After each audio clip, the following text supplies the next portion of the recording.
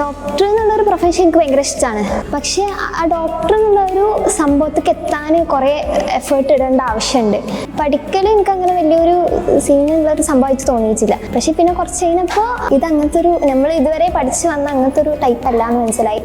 Mark കഴിയണത് ഞാൻ നോക്കലില്ല. കാരണം എനിക്ക് ഇതിനെ പറ്റിയൊരു ധാരണ ഉണ്ടല്ലോ. അപ്പം ഞാൻ ഭയങ്കരമായിട്ട് എക്സ്പെക്റ്റ് ചെയ്യും. പിന്നെ ഏത് ഇതിൽ പോയി എന്നെ കൊണ്ടുപോയിട്ടാലും എനിക്ക് ജീവിക്കാൻ കഴിയും, എനിക്ക് ത്രൈവ് ചെയ്യാൻ കഴിയും എന്ന് എനിക്ക് ഭയങ്കര കോൺഫിഡൻസ് ഉണ്ട്.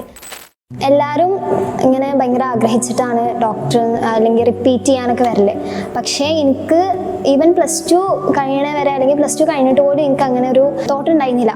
പിന്നെ +2 കഴിഞ്ഞ് ഒരു കരിയർ കോച്ചിനൊക്കെ കണ്ടപ്പോഴാണ് ഓരോന്നോട് ചോദിച്ചത് എന്താ എനിക്ക് ഡോക്ടർ ആയാൽ അത്യാവശ്യം നല്ല മാർക്കൊക്കെ ഉണ്ടല്ലോ, 95% ഒക്കെ ഉണ്ടായിന്.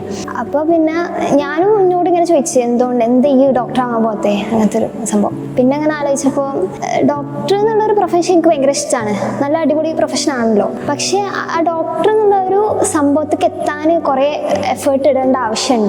ആൻഡ് എനിക്ക് അതിന് ഉള്ളൊരു കേപ്പബിലിറ്റി ഉണ്ടോ ഇല്ലയെന്ന് ഞാൻ ഭയങ്കര ഡൗട്ട്ഫുൾ ആയിരുന്നു. പിന്നെ എന്തോ ഒരു ഇതിൽ ഞാൻ റിപ്പീറ്റ് ചെയ്യാം, അതിക്ക് പോകാമെന്ന് തീരുമാനിച്ചു.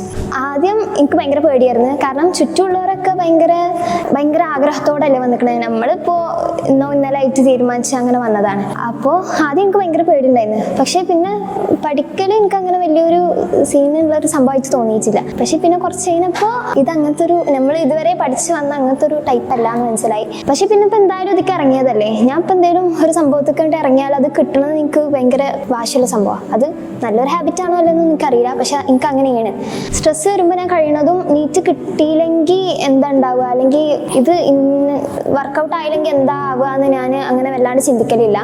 പകരം ഇത് കിട്ടിയാൽ എന്തൊക്കെ ഉണ്ടാവും അങ്ങനത്തെ ഒരു തോട്ട് കൂടുതലായിട്ട് ഞാൻ കൊണ്ടുവരാൻ നോക്കലുണ്ട്. അങ്ങനെ ആദ്യമൊക്കെ ബയോളജി ആയിരുന്നു കുറച്ചുകൂടിയും ഈസിയർ ആയിരുന്നു. കാരണം വലിയൊരു എഫേർട്ട് ഉണ്ടാന്ന് എനിക്ക് തോന്നിയിട്ടുണ്ട്. പിന്നെ കുറച്ച് കഴിഞ്ഞപ്പോൾ ഫിസിക്സ് അങ്ങനെ വല്ലാണ്ട് എനിക്ക് സ്കോർ ചെയ്യാൻ കഴിഞ്ഞില്ല.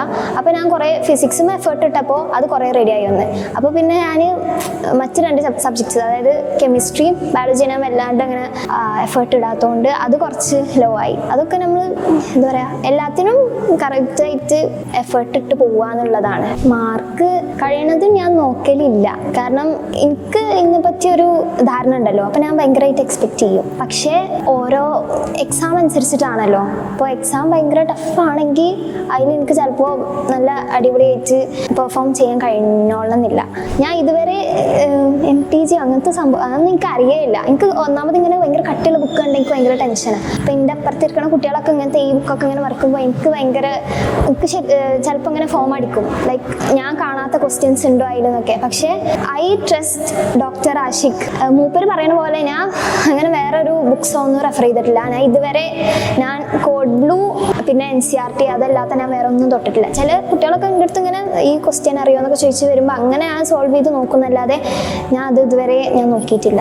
ഇപ്പം നമുക്ക് നീറ്റ് ക്രാക്ക് ചെയ്യാൻ പറ്റിയാലും പറ്റിയില്ലേലും ഈ ഒരു 1 ഇയർ വേസ്റ്റ് ആണെന്ന് ഞാൻ ഒരിക്കലും പറയില്ല.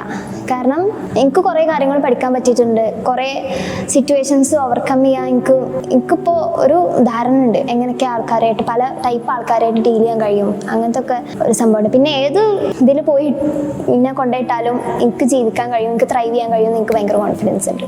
അപ്പോൾ റിപ്പീറ്റ് ചെയ്യാനെന്ന് ഒരു തോട്ട് വരികയാണെങ്കിൽ അതിനപ്പുറം പിന്നെ വേറെ ഒന്നും ആലോചിക്കണ്ട. ലൈക്ക് റിപ്പീറ്റ് ചെയ്തിട്ട് കിട്ടിയില്ലെങ്കിൽ പിന്നെ വേറെ ആൾക്കാരെന്താ കരുതുക, അതൊന്നും ഒരു മാറ്ററേ അല്ല.